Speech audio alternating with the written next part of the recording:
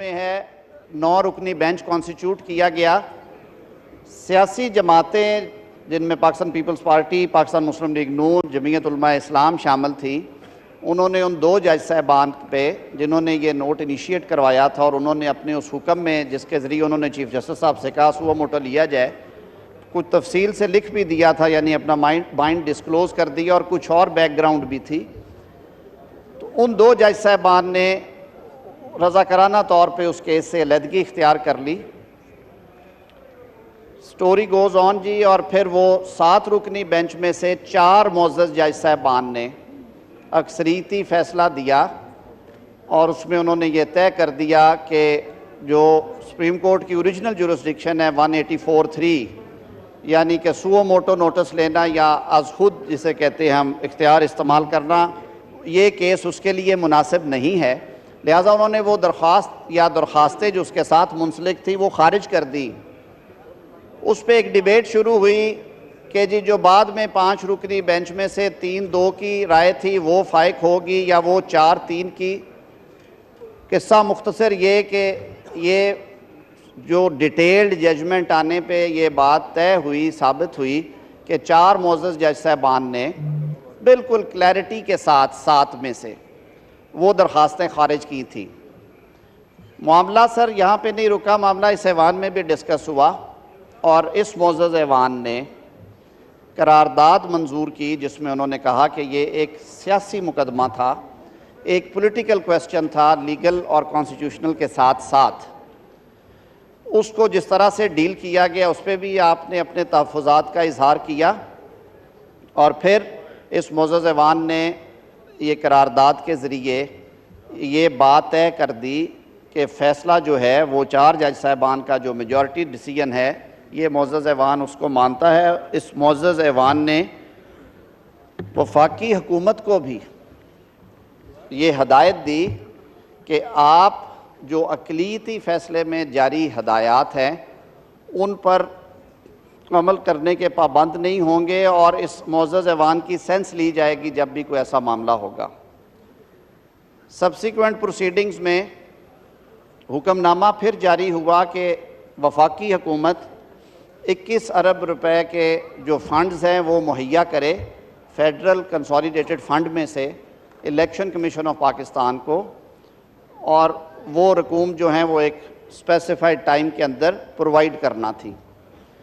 وفاقی کابینہ میں جب یہ حکم آیا عدالت عظمیٰ سے، تو کیونکہ یہ ایوان آلریڈی فیصلہ دے چکا تھا، اپنی اکثریتی رائے کا اظہار کر چکا تھا، قرارداد اڈاپٹ کر چکا تھا، تو فیڈرل کیبنٹ نے in fitness of things and in view of the background کہ یہ الٹیمیٹلی اماؤنٹس جو ہیں فیڈرل کنسولیڈیٹڈ فنڈ سے ان کا جو اجراء کی اجازت ہے وہ اس معزز ایوان کا آئینی اختیار ہے. تو ایک بل جو ہے وہ وفاقی حکومت نے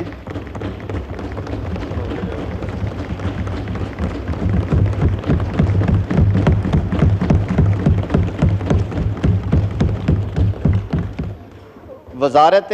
خزانہ کی سفارش پہ ایک بل جو ہے وہ پیش کیا اس معزز ایوان میں، جس میں آئین کے آرٹیکل 81 کی کلوز ای کے تحت پرپوز کیا گیا تھا کہ یہ جو ایکسپنس ہے اس کو چارجڈ ایکسپنس کے طور پہ ٹریٹ کیا جائے تاکہ پھر وہ ایک مسئلہ حل ہو اور جو ووٹ ہے وہ سپلیمنٹری گرانٹ پہ یا فنڈز کے اجراء پہ وہ اوائڈ ہو سکے. وہ معاملہ قومی اسمبلی کی اسٹینڈنگ کمیٹی برائے خزانہ اور قانون کی منشا کے مطابق سینٹ آف پاکستان کی اسٹینڈنگ کمیٹی برائے خزانہ میں بھی گیا. دونوں کمیٹیز نے یونانیمسلی یہ ریزولو کیا کہ یہ بل جو ہے یہ غیر ضروری ہے، اور ساتھ ہی انہوں نے یہ بھی کہا کہ قومی اسمبلی پہلے ہی قرارداد کے ذریعے یہ کہہ چکی ہے کہ جو 4 جج صاحبان کا اکثریتی فیصلہ ہے ہم اس کو مانتے ہیں، اور وہ آئین اور قانون کے عین مطابق ہے. وہ بل اس ہاؤس میں پٹ کیا گیا، پلیس کیا گیا، اور اس معزز ایوان نے وہ بل ریجیکٹ کر دیا. دوبارہ جب یہ معاملہ سپریم کورٹ آف پاکستان کو رپورٹ کیا گیا کہ جی یہ صورتحال ہوئی ہے، اور وزارت خزانہ اور وفاقی حکومت کے جو پرنسپل لا آفیسر اٹارنی جنرل صاحب نے ایک رپورٹ کی شکل میں جب کورٹ کے سامنے رکھا، تو کورٹ نے پھر حکم دیا کہ نہیں، یہ اماؤنٹس جو ہیں 21 ارب روپے کی، وہ انہوں نے اسٹیٹ بینک آف پاکستان کو ہدایت کی کہ وہ یہ رقم فیڈرل کنسولیڈیٹڈ فنڈ میں سے اویلیبل کرے گا، اور وزارت خزانہ سے کہا گیا کہ آپ یہ رقم جو ہے الیکشن کمیشن کو بھجوائیں گے اور آپ اس کی ایکس پوسٹ فیکٹو اپروول جو ہے وہ قومی اسمبلی سے لے لیں گے۔ ایسی صورتحال سے دوچار صورتحال میں قومی اسمبلی کی قائمہ کمیٹی برائے خزانہ نے اس معاملے کا نوٹس لیا، انہوں نے میٹنگ کال کی جس میں انہوں نے مجھے بھی دعوت دی اور لیگل پرسپیکٹو سے میری رائے بھی انہوں نے لی۔ جناب اسپیکر، اگر ہم آئین کا مطالعہ کریں تو آئین کے آرٹیکل 81، 82، 83، 84 میں، اور بلکہ یہ آرٹیکل 73 سے شروع ہو جاتی ہے ساری اسکیم، ایک چیز جو ہے وہ بالکل کلیئرٹی کے ساتھ درج ہے کہ فیڈرل کنسولیڈیٹڈ فنڈ میں چارجڈ ایکسپنس کے علاوہ، اور چارجڈ ایکسپنس میں نے پہلے اس ایوان میں تفصیل کے ساتھ بیان کیا تھا کہ وہ تنخواہیں اور مراعات ہیں جو کہ سپریم کورٹ آف پاکستان کی، الیکشن کمیشن کی، سینٹ آف پاکستان، قومی اسمبلی، یہ وہ ادارے ہیں جن کے جو رینومریشنز اور جو آفس ایکسپنسز ہیں انہیں ہم نے چارج ایکسپنس میں رکھا ہے آرٹیکل 81 میں۔ اس کے علاوہ جو بھی رقم مختص ہونی ہے فیڈرل کنسولیڈیٹڈ فنڈ میں، چاہے وہ بجٹ میں ہو یا بعد میں سپلیمنٹری گرانٹ کی صورت میں ہے، وہ اس معزز ایوان کا کلی اختیار ہے کہ اس کی اپروول پرائر یا ایکس پوسٹ فیکٹو اس معزز ایوان نے دینی ہے۔ کیونکہ یہ آگسٹ ہاؤس آلریڈی اس معاملے کے اوپر اپنی رائے دے چکا تھا، تو اسٹینڈنگ کمیٹی نے وزارت خزانہ کو حکم دیا، اور ان کی تجویز کے اوپر وزارت خزانہ نے وفاقی کابینہ کے سامنے یہ مدعا رکھا۔ وفاقی کابینہ نے اس کو ڈیلیبریٹ کرنے کے بعد سپلیمنٹری گرانٹ آئین کے آرٹیکل 82 کی کلوز 2 کے تحت طلب کی، اور اس معزز ایوان کے سامنے دوبارہ یہ معاملہ لے کے آئے۔ دوبارہ اس آگسٹ ہاؤس نے اس کو ڈیلیبریٹ کیا، اس پہ گفتگو ہوئی۔ مجھے یاد ہے اس دن میرے آئل کے اس طرف بیٹھے دوستوں میں سے محسن لغاری صاحب نے بھی اس پہ گفتگو کی، اور انہوں نے کہا کہ یہ چارجڈ ہے، پھر انہیں بتایا گیا یہ چارجڈ ایکسپنس نہیں ہے۔ کہا گیا کہ یہ ایکس پوسٹ فیکٹو ہمیشہ ہو جاتی ہے، یہ بھی سمجھایا تھا، اور آج پھر یہ میں عرض کر دیتا ہوں کہ یہ بات کسی حد تک درست ہے کہ وفاقی حکومت ان مینی انسٹانسز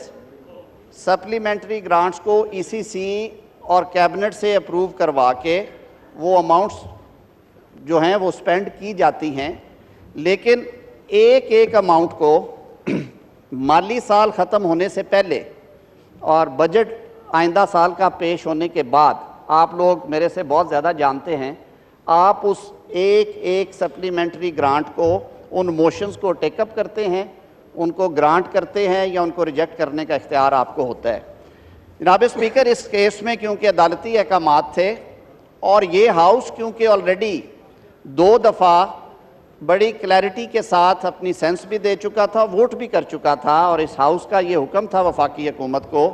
کہ اس بالا معزز ایوان کے سامنے رکھے بغیر فیڈرل کنسولیڈیٹڈ فنڈ سے اماؤنٹس اس مد میں آپ نے دینی ہے، تو ہم سے آپ نے اپروول یہاں سے ہونی ہے۔ اس کی وجہ یہ ہے کہ آج اگر وفاقی حکومت وہ 21 ارب روپے کی رقم جاری کر بھی دے تو اس ہاؤس نے کل کو ایکس پوسٹ فیکٹو دینی ہے، تو اگر کل کو آپ ایکس پوسٹ فیکٹو اپروول نہیں دیتے تو وہ جو 21 ارب کا بلیک ہول ہے اس کا ذمہ دار کون ہوگا، وہ ریکور کس سے ہوں گے، وہ قومی خزانے سے نکلی ہوئی رقم ہے، وہ کہاں پہ گنی جائے گی۔ تو اسی تناظر میں سپلیمنٹری گرانٹ جو تھی کابینہ نے کہا کہ اس معزز ایوان کے سامنے رکھی جائے، اور یہ ساری باتیں آپ کے سامنے رکھی گئی۔ یہ کلی اختیار ہے آئین پاکستان کے تحت عوام کے منتخب کردہ اس ایوان کا۔ اس ایوان نے اپنا رائٹ ایکسرسائز کیا، اور وہ جو گرانٹ تھی، جو ڈیمانڈ تھی موشن نمبر 64A، وہ ریجیکٹ ہوئی۔ یہ صورتحال بھی دوبارہ جب سپریم کورٹ آف پاکستان کے سامنے اٹارنی جنرل صاحب نے رکھی تو انہوں نے گزشتہ ہیئرنگ میں جناب اسپیکر کچھ احکامات جاری کیے جو کہ آج وفاقی کابینہ کے سامنے رکھے گئے۔ 19 اپریل 2023 کا جو حکم نامہ ہے اس کا پیرا 8 میں سے کچھ پورشن میں اس معزز ایوان کے گوشت گزار کروں گا، کیونکہ دوبارہ یہ حکم ہوا کہ وفاقی حکومت یہ فنڈز ریلیز کر دے، اور جو معاملہ ہے پارلیمان کا اور حکومت کا وہ بعد میں طے ہوتا رہے گا۔ اب میں ذرا آسان سے لفظوں میں بتا رہا ہوں جی، تو میں اس کے کچھ ایکسٹریکٹس پڑھے بھی دیتا ہوں۔ When viewed from this perspective, the rejection of demand number 64A has serious constitutional implications کہ اس کے بڑے آئینی کچھ مضمرات ہیں۔ One possibility is that the government, and also since the federal cabinet is appointed on the advice of and is headed by him, the Prime Minister, have lost the confidence of the majority of the members of National Assembly کہ جی یہ لگ یہ رہا ہے کہ اگر demand reject ہوئی ہے تو وزیر اعظم یا کابینہ جو ہے وہ ایوان کا اعتماد کھو چکی ہے۔ اس پہ لرنڈ اٹارنی جنرل نے کہا categorically stated that this was not so کہ ایسی بات نہیں ہے۔ ایوان قومی اسمبلی کی اکثریت جو ہے وہ آج بھی وزیر اعظم کے ساتھ ہے اور ان پہ اعتماد کا اظہار کرتی ہے، تو اس پہ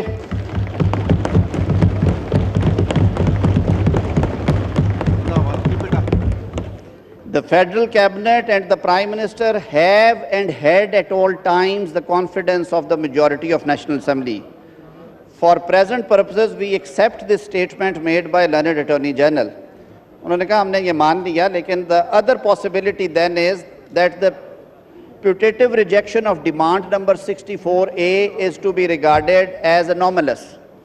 and the resulting situation can be rapidly rectified. پھر انہوں نے پھر حکم دیا کہ اچھا اگر یہ بات ہے تو پھر یہ کس طرح سے ہو گیا، اب اس کو درستگی بھی کی جائے اور اس کو دوبارہ منظور کیا جائے۔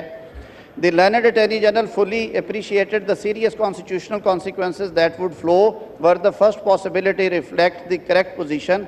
Furthermore, any future to and fro of this matter between the executive and legislative branches would not advance or serve any constitutional purpose. اب کورٹ نے کہہ دیا کہ یہ جو ایگزیکٹو اور مقننہ کے درمیان یہ جو ہے رقوم کے جاری کرنے کا معاملہ، انہوں نے کہا اس کو پس پش ڈال دیا جائے، میں آسان لفظوں میں کہہ رہا ہوں، اور یہ اماؤنٹ جاری کر دی جائیں۔ آج فیڈرل کیبنٹ میں یہ بات ڈسکس ہوئی ایٹ لینتھ۔ قانون کے طالب علم کے طور پہ میں بھی سمجھتا ہوں، آئین میں نے بھی پڑھا اور آج پھر دوبارہ پڑھا اور فیڈرل کیبنٹ کی میٹنگ کے اندر بھی پڑھا کہ وزارت خزانہ جب یہ دوبارہ ڈیمانڈ لے کے آئی کورٹ کے احکامات کے تابع، تو ایک چیز جو میں نے پہلے شروع میں کہی تھی کہ آئین کے آرٹیکلز 81، 82، 83، 84 میں بالکل یہ وضاحت کے ساتھ درج ہے کہ فیڈرل کنسولیڈیٹڈ فنڈ سے، یعنی کہ جو پبلک ایکسچیکر جو اسٹیٹ کا جو حکومت کا گورنمنٹ کا پرس ہے، اس میں سے جب بھی اماؤنٹ نکلے گی وہ مشروط ہوگی قومی اسمبلی کی منظوری سے۔ اس پرٹیکولر کیس میں یہ معزز ایوان کیٹیگوریکلی یہ حکم دے چکا ہے اور ووٹ کے ذریعے یہ بات کہہ چکا ہے کہ یہ اماؤنٹ اس ہیڈ میں سے نہیں دی جا سکتی فار سرٹن ریزنز، اور یہ اختیار ہے اس ایوان کا کہ وہ ریزنز کے ساتھ and even without reason on the basis of vote in 22 crore عوام کے دیے ہوئے مینڈیٹ کے تحت آپ یہ فیصلے کرتے ہیں۔ تو فیڈرل کیبنٹ نے آج پھر اس سچویشن کو اسیس کرنے کے بعد، ڈیلیبریٹ اپون کرنے کے بعد یہ مناسب جانا کہ اس ڈیمانڈ کو فار کنسیڈریشن اینڈ ڈیلیبریشنز آپ کے سامنے رکھا جائے۔ آج ہم اسے کسی بل کی صورت میں نہیں لے کے آئے کیونکہ وہ ایکسرسائز ہم آپشن پہلے کر چکے ہیں۔ میری استدعا یہ ہوگی کہ ان معروضی حالات میں اس معزز ایوان کا یہ آئینی اختیار ہے کہ ایسی سچویشن میں وہ اپنے پہلے کیے ہوئے فیصلوں کی ہی توثیق کرے، یا اگر اس پہ نظر ثانی بھی کرنی ہے تو یہ بات میں on the floor of the house کہہ رہا ہوں، یہ اختیار نہ وفاقی حکومت کا ہے نہ کسی اور ادارے اور اتھارٹی کا ہے، یہ کلی آئینی اختیار اس معزز ایوان کا ہے، یہاں بیٹھے ہوئے میرے ان معزز بہنوں اور بھائیوں کا ہے۔ تو یہ ان گزارشات کے ساتھ میں